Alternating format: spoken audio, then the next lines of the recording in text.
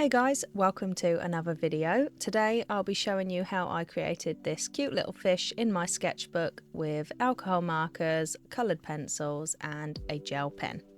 But first, my name is Amber and welcome to my channel if you're new here, and welcome back if you're not new here. So I just use this channel as a way to create my art and share it and talk about the progress and process with you guys. I really enjoy working in all mediums and I just love to talk about art, so that's the purpose of this channel, and I hope you enjoy this video. This video is actually a follow-on from the last one, so I'll pop a little card up the top there if you want to go and check that one out. In that last video, I started off by, starting this sketchbook spread and also colouring in the first drawing in this spread, which is those reeds that you see in the top corner there. They're not actually coloured in this clip because, I did all the sketches on this page before I started the colouring in, so you will see the reeds finished in a moment. So the materials I'll be using today are my Ohuhu alcohol markers, my Ohuhu marker sketchbook, and also just some watercolour pencils. But if you wanted to follow along, you could just totally use whatever you wanted really, any sort of markers and any sort of pencils.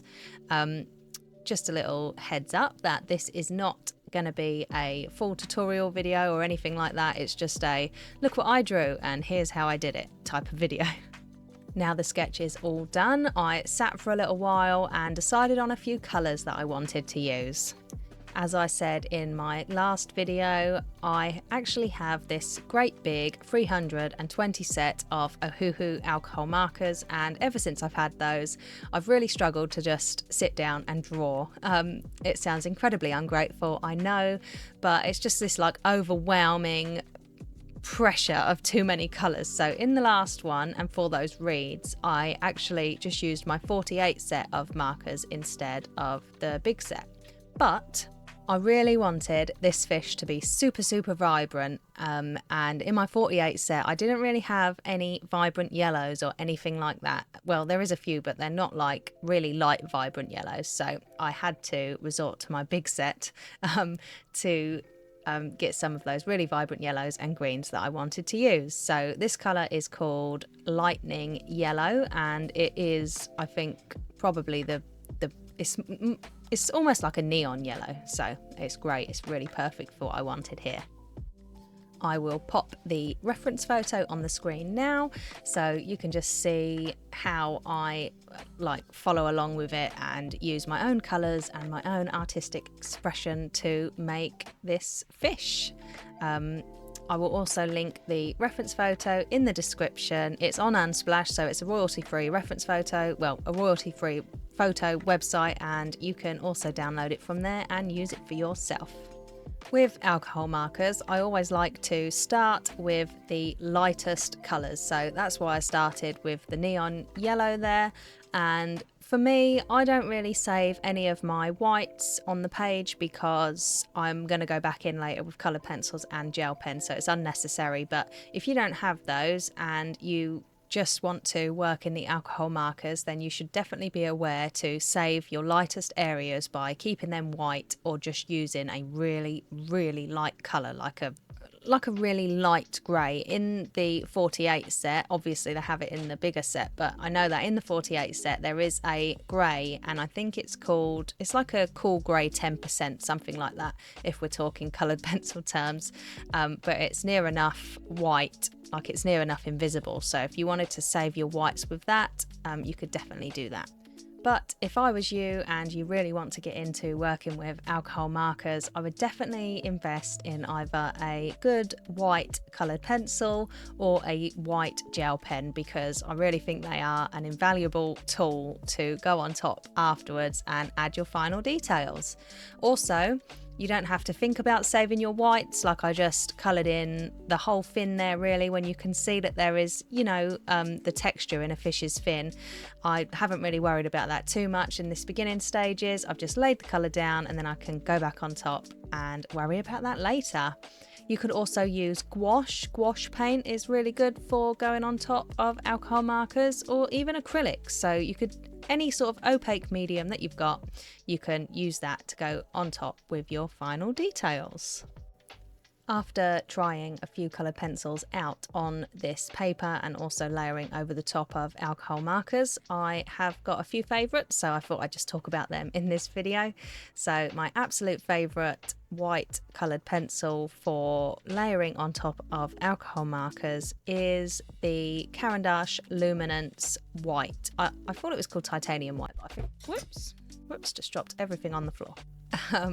Yeah, the Caran d'Ache Luminance White. I thought it was called titanium white, but it's just white. So yeah, that's an awesome coloured pencil. It is super opaque and lovely and soft and buttery smooth.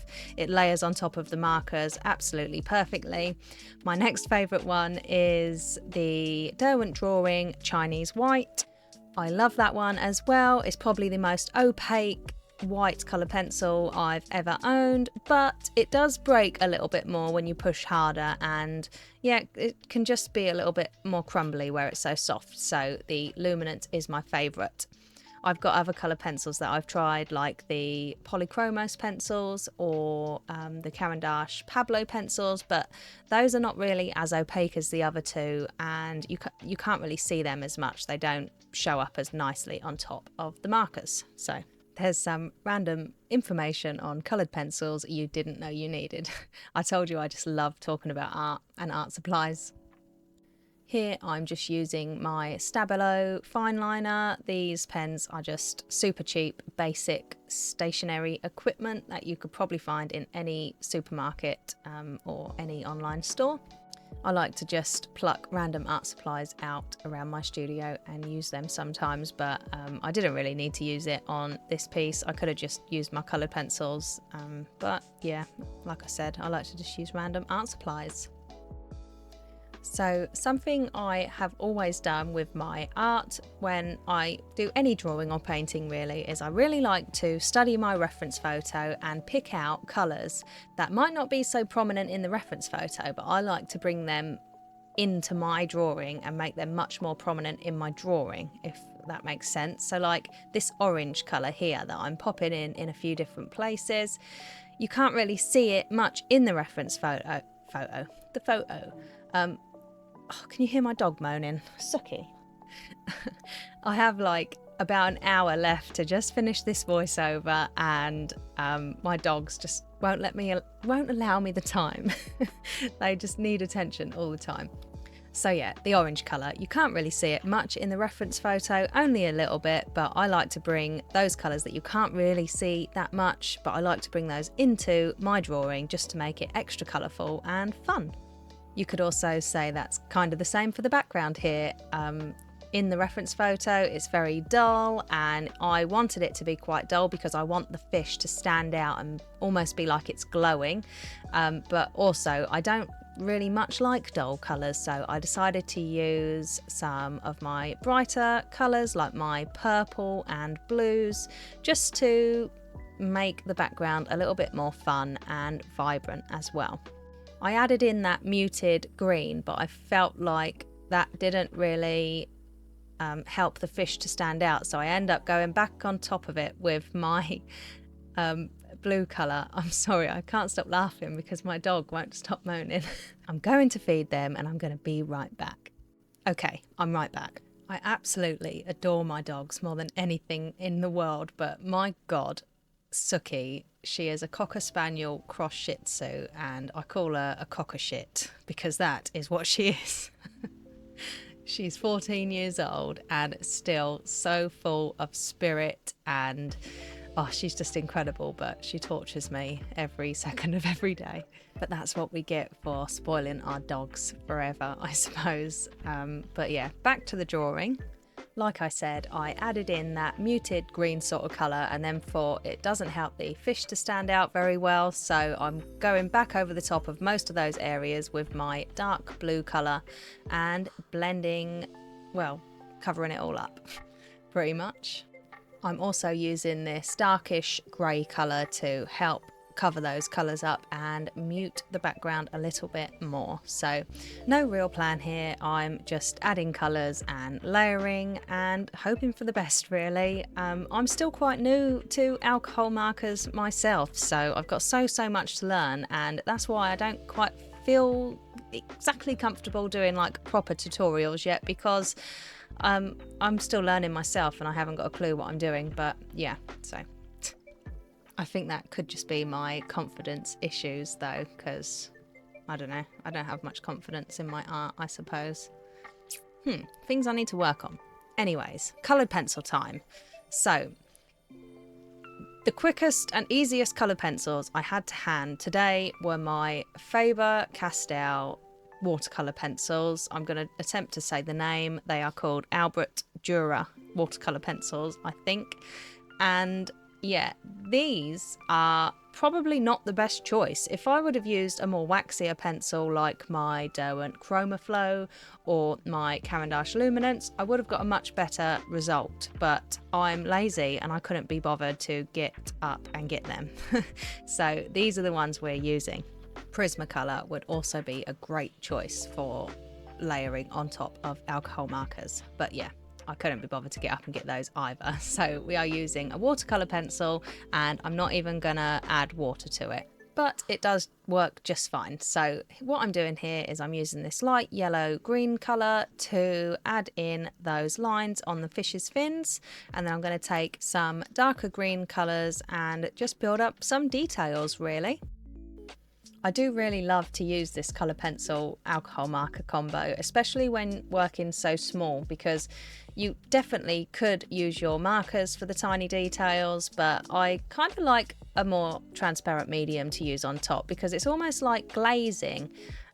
Once you glaze your pencils on top, even if they are really opaque, you still see the markers underneath, and I just really enjoy that look. So that's why I like to use this technique. And because I'm working so small here, it would be really difficult to get the tiny details that you can only really get with like the point of a fine liner or the point of a nice sharp pencil. Just add in a few bubbles now. Something I've realised about myself is I always add little bubbles like this to drawings.